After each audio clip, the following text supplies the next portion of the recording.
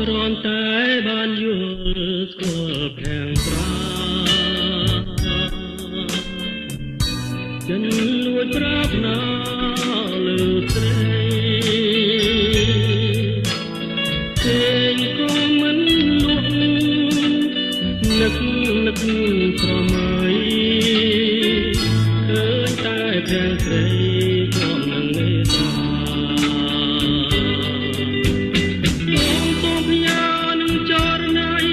វាមួយយ៉ាងខ្លីគឺជាតែងក្តីស្នេហ៍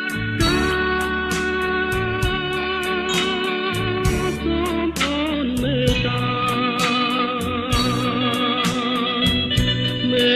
ដល់ចំរៀមផងតែបំណងបងស្នេហ៍តែបលែ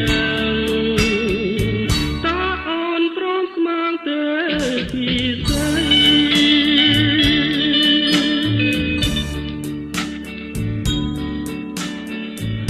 ហាងត្រាស្រទន់មានមន្តស្នេហ៍ល្អផុនគេក្នុងលោកនេះបើសិនអូនព្រមរួមពីសម័យចរណហើយកែបុំព្រួយចិនដា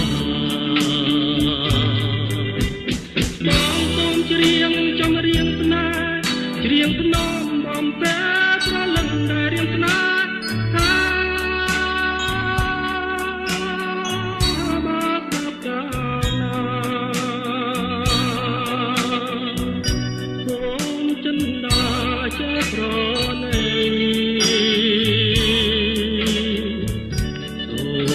ចិត្តថ្លៃ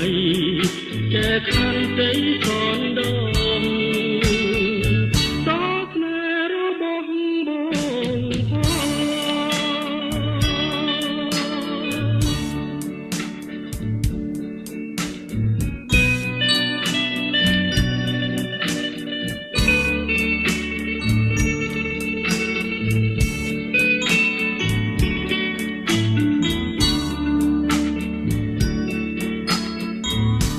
ងត្រាស្រទន់មានមន្តស្នេហ៍ល្អប៉ុនគេក្នុងលោកនេះបើសិនអូនព្រមរួមពីសម័យចរណហើយកែបុំព្រួយចិនដា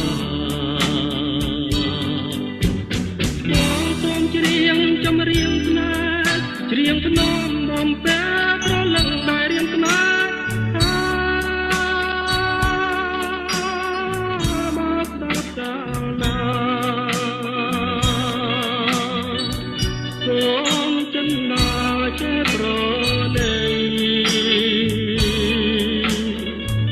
សូមចិត្តថ្លៃចេះខន្តីសនដ